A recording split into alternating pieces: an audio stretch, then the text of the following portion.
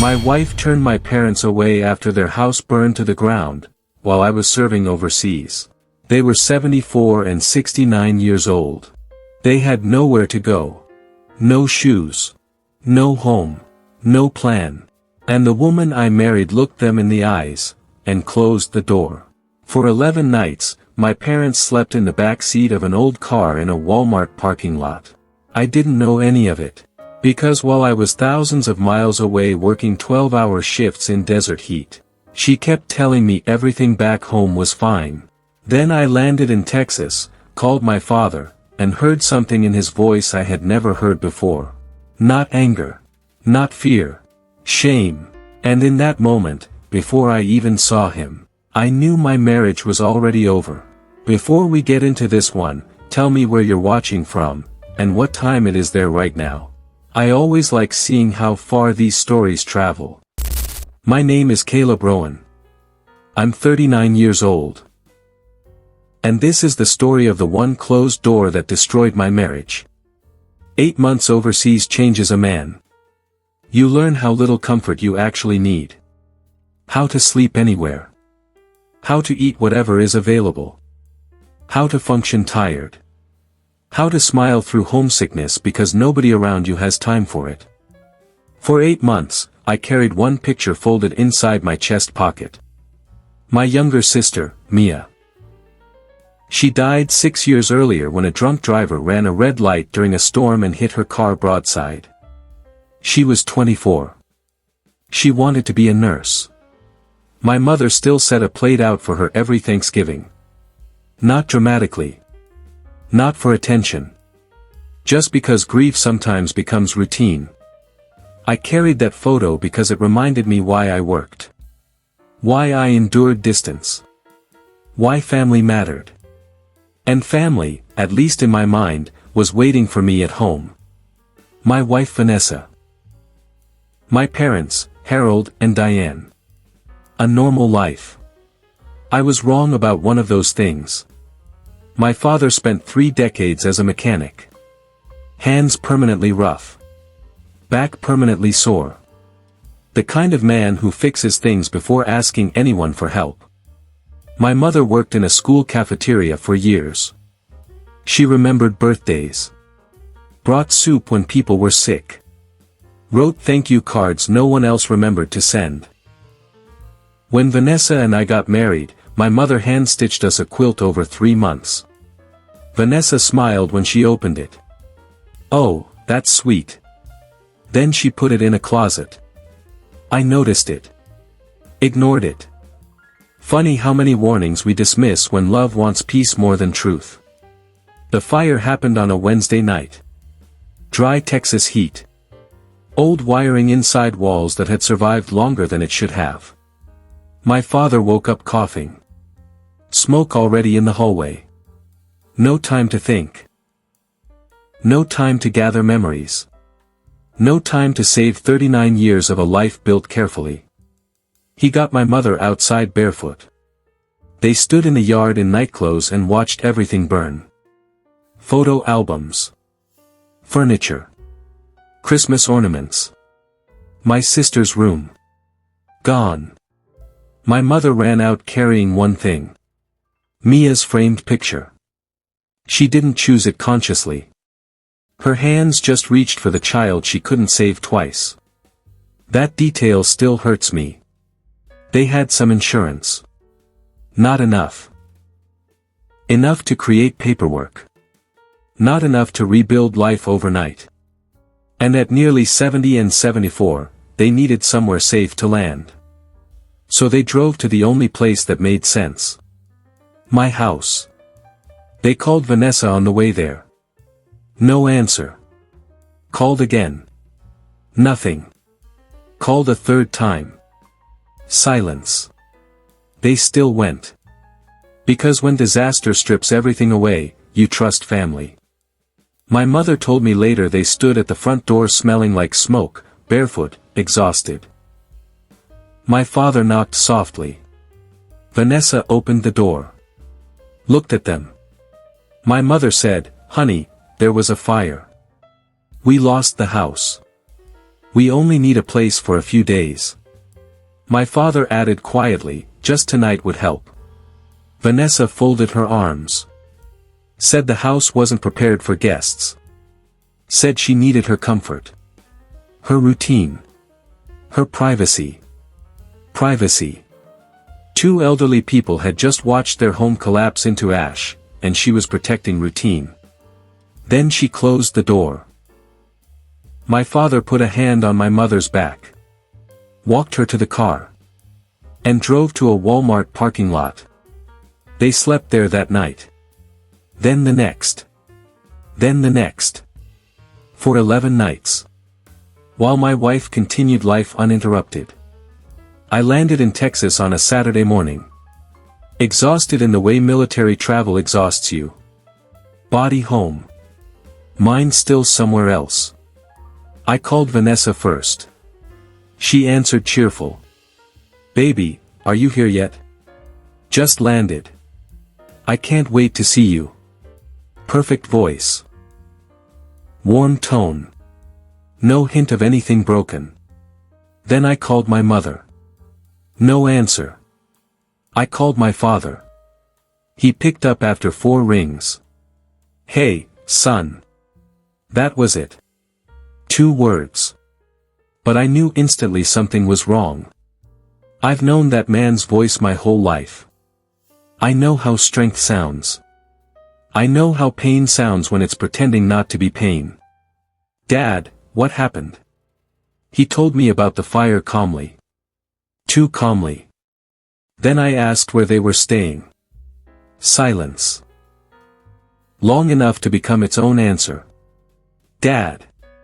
He exhaled. Your mother called Vanessa. My grip tightened on the phone. And? Another pause. She said it wasn't a good time. The airport noise around me disappeared. People walked past. Kids laughed. Announcements played overhead.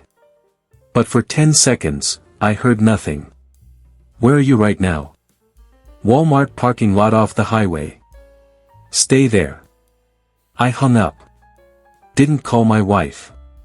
Didn't go home. I grabbed my bags and drove straight there. My father was in the driver's seat staring forward. My mother asleep against the window. My sister's photo on the dashboard. Cracked glass. Smoke stains on the frame. Watching over them. I parked beside them and opened the back door. My father didn't turn around. I placed my hand on his shoulder. He reached up and covered it with both of his. Still facing forward. Still saying nothing. My mother woke slowly. Saw me sitting there in uniform with luggage beside me. Covered her mouth. And started shaking. No loud crying. No speech. Just silent heartbreak. I held her in the back seat of that car, and something inside me became very calm. The kind of calm that comes right before a life changes forever. I drove straight home. Vanessa was on the couch scrolling her phone when I walked in. She looked up and smiled. Wow, you're early. I stood in the doorway. Didn't move. Didn't sit down. Just asked one question. Where have my parents been sleeping? Her smile shifted. Caleb, I can explain. Where? She stood up slowly. They came without warning. I said nothing. She kept going. I need boundaries, Caleb. I need space. I can't just have people move in because something happened. Something happened. They lost their home. I snapped. She flinched. Then did something I'll never forget. She got annoyed. Why is this all on me, she said. I didn't cause the fire. No. You just watched the ashes arrive at your doorstep. Then she said the sentence that ended us. They're your parents, not mine. I stared at her. The woman my mother loved. The woman my father defended. The woman welcomed into every holiday, every prayer, every family photo. They're your parents, not mine. At that moment, I stopped seeing my wife. I started seeing a stranger wearing her face. I turned around and walked back out the door. No argument. No screaming. Some things don't deserve drama. They deserve decisions. And that night, I made mine. I brought my parents into the house that same night. The house my wife said had no room. 3 bedrooms. 2 bathrooms. A guest room so untouched it still smelled new. Funny how people say there's no space, when what they really mean is no compassion. I carried my mother's bags inside. 2 grocery sacks. That was everything they had left in the world. My father followed behind me holding my sister Mia's framed picture like it was something alive and fragile. Vanessa stood near the kitchen island with her arms crossed. Not angry. Annoyed.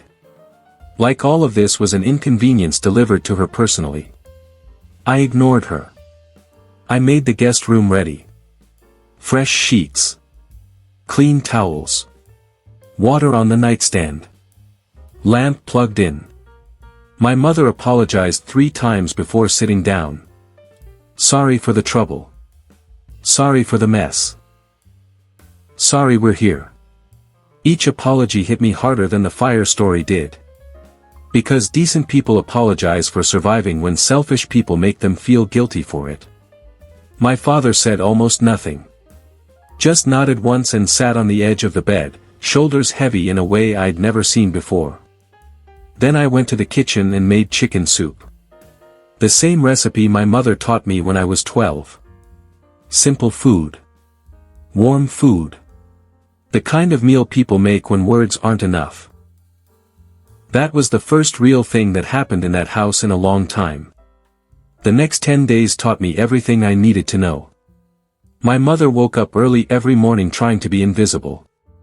She folded blankets. Wiped counters no one asked her to wipe.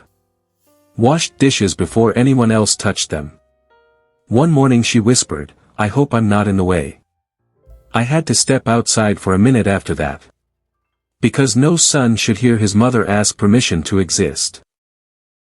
My father spent mornings on the back patio with black coffee in silence. He'd stare into the yard like he was trying to rebuild a house in his mind board by board. Sometimes I sat with him. Sometimes we said nothing. Men like him don't always talk when they hurt. They just sit near the people they trust. And that says enough. Vanessa, meanwhile, transformed into a professional victim. Loud sighs when someone used the hallway bathroom. Comments tossed into the air like bait. Oh. The good towels are gone. Wow, groceries disappear fast with extra people. I guess privacy doesn't matter anymore. She wanted reactions. She got none. That seemed to upset her more than anything. People who thrive on control hate being ignored. If you've ever dealt with someone like that, hit like on this video. Some lessons only make sense once you've lived them. About a week later, I woke up at 2:13 in the morning and saw the kitchen light on. My mother was sitting alone at the table in her robe. Coffee untouched. My sister's picture in front of her. I sat down across from her without speaking. After a while she smiled faintly and said, "Your sister would have been 30 this year." I smiled back. She would have been running the whole city by now. My mother laughed softly. Real laughter. Then her eyes filled. She always said family was the only thing worth fighting for. That line stayed with me. Because some people leave wisdom behind after they're gone. And some people expose themselves while they're still here. I looked around that kitchen. At the house. At the woman sleeping upstairs. And I knew exactly what I had to do. 3 days later, I asked Vanessa to sit down. No yelling. No speeches. No dramatic music moment. Just truth.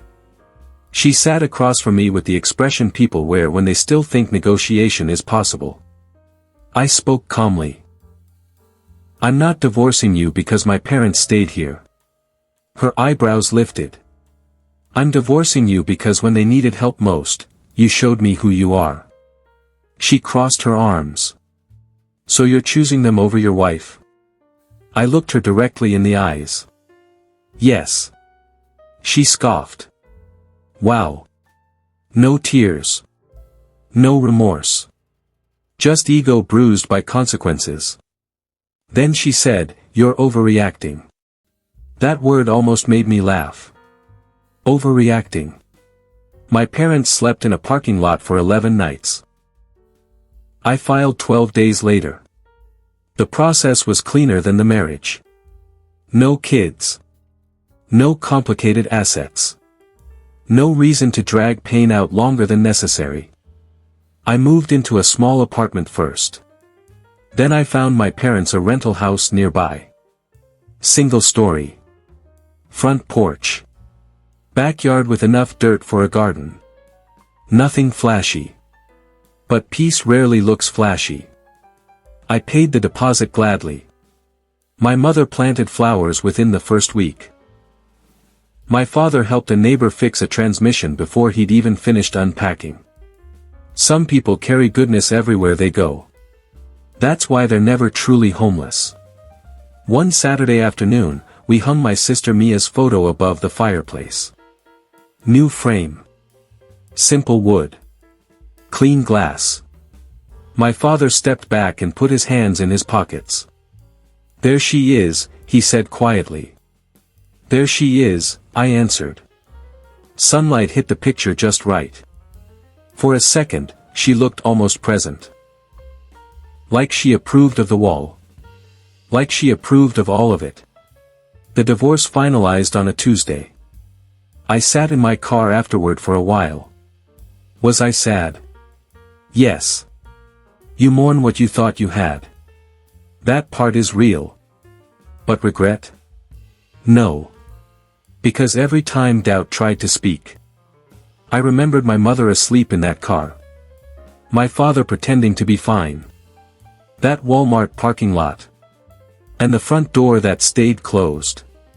No, I never regretted it.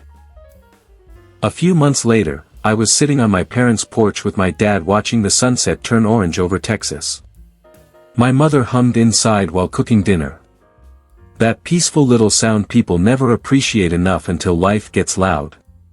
Dad took a sip of coffee and said, almost smiling. "You know. Mia would have handled this louder than you did." I laughed hard. "She would have shown up with posters." "3 posters," he said. "And a megaphone." We both laughed. And for the first time in a long time, grief didn't feel heavy. It felt warm. Here's the lesson. Some betrayals don't happen through cheating. Some happen through character. Through selfishness. Through the moment someone is asked to care, and refuses. Vanessa had one moment. One door. One chance to be family. And she closed it. Everything that happened after that was just consequence. Your parents won't always be strong. One day they may call you scared, tired, embarrassed, needing help in a voice they try to hide. When that day comes, be the open door. Not the closed one. Vanessa lost a marriage. My parents gained a home. And me? I lost the wrong person, and kept the right ones. If you made it this far, comment open door below so I know you stayed till the end. And tell me where you watched from plus what time it is there right now. Subscribe for more amazing stories with amazing lessons. I'll see you in the next one.